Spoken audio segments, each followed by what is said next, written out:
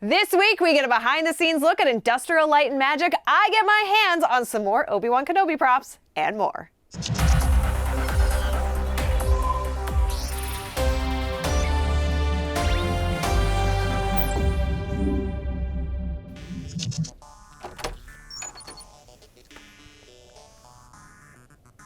Hey, they didn't kick me out yet, which means we have even more prop fun this week. But first, let's get to the news. Emmy nominations are in, and once again, Lucasfilm is up for a bounty of awards. The Book of Boba Fett received 4 nominations in the categories of Outstanding Special Visual Effects in a Season or a Movie, Outstanding Sound Editing for a Comedy or Drama Series 1 hour, Outstanding Fantasy Sci-Fi Costumes, and Outstanding Stunt Coordination for a Drama Series, Limited, or Anthology Series or Movie. And the animated anthology series Star Wars Visions also received a nomination for Outstanding Short-Form Animated Program for The Duel. For more on that, flip down your trusty targeting rangefinder and launch a browser to starwars.com/thisweek. Our friends at Industrial Light and Magic are some of the most brilliant and humble people in the building. Can confirm. And last week, director Lawrence Kasdan pulled back the curtain for the first trailer of his new docuseries, Light and Magic, focused on those same special effects wizards. The story of ILM will be explored in never-before-seen footage of water-sliding antics and other behind-the-scenes fun, as well as new interviews with George Lucas, Kathleen Kennedy, Steven Spielberg, Dennis Muren, Joe Johnston, Phil Tippett, and far more great minds than I can list. Plus, we get this glorious poster featuring Lucas and his crew hard at work on the original Star Wars film. It makes me want to jump into a time machine and head back to 1976.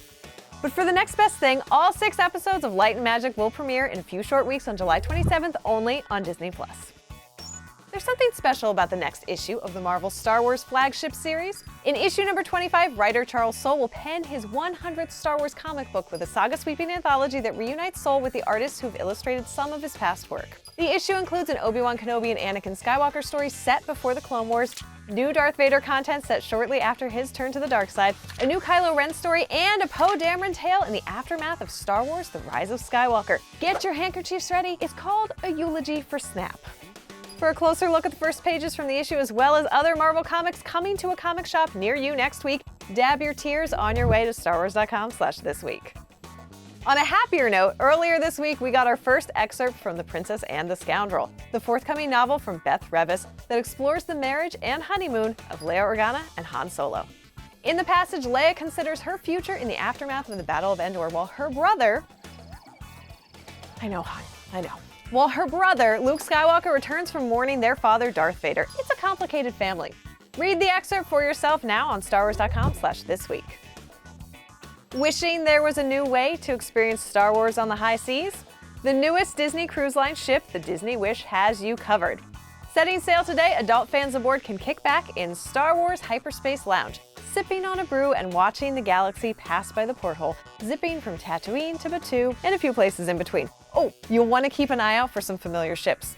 Possibly some ace pilots, if you know what I mean. But that's not all. Your younger Star Wars fans ages 3 to 12 can get up close and personal with a menagerie of exotic creatures from around the galaxy inside Star Wars Cargo Bay. Oh, that Porg is so cute. Not between the ages of 3 and 12? Luckily, the Oceaneer Club has open house hours where fans of all ages can visit along with some possible stowaways. For more information on the Disney Wish, paddle on over to starwars.com/thisweek.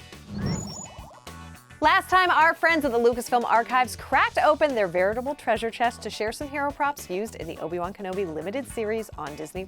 And while that was very cool, we couldn't walk out of there without asking to take a closer look at some props and lightsabers from the dark side of the Force. I can't help but notice one of these things is not like the other ones. That's right. So first, we've got a youngling's helmet. Oh, it's so light! This design was based off of the younglings featured in the prequels. As you can see, it's a lot smaller because it is for kids. Can I put it on? Absolutely not. Can I trust you? Definitely. Flashing forward, we can look at Reva's lightsaber hilt. It is a double emitter, just like the others for the Inquisitors. I just love the design of hers. I didn't notice in the show how much black detailing we have on this one too. And here we have the Grand Inquisitor's pin, which, as you recall from the episode, Reva actually took as well. Here we have the Fifth Brother's lightsaber hilt. One of the really interesting things about this hilt is that it is interactive. So this is a hero hilt that was used by the actor, but it does also light up, which is really fun. And looks very similar to what we saw in Star Wars Rebels when we first met the fifth brother. That's right. The prop making team for Obi-Wan did a hefty amount of research to make sure every single one of these hilts, since they had never been made in real life before, matched the Rebels hilts as much as possible. Here we have Fourth Sister's hilt as well, which is a little bit smaller design, same metal concept, and it also lights up. Now these look really sizable. Yeah. Are they heavy? Well, here's one for you. I just asked that so I could pick one up. Here's the other one for me. Pretty heavy, right? Ooh, yeah, yeah. It seems I have underestimated you. And then last but not least, of course, we have Darth Vader's lightsaber hilts. Oh, that is a thing of beauty. Then you will meet your destiny. I do think I could have fit in the youngling helmet.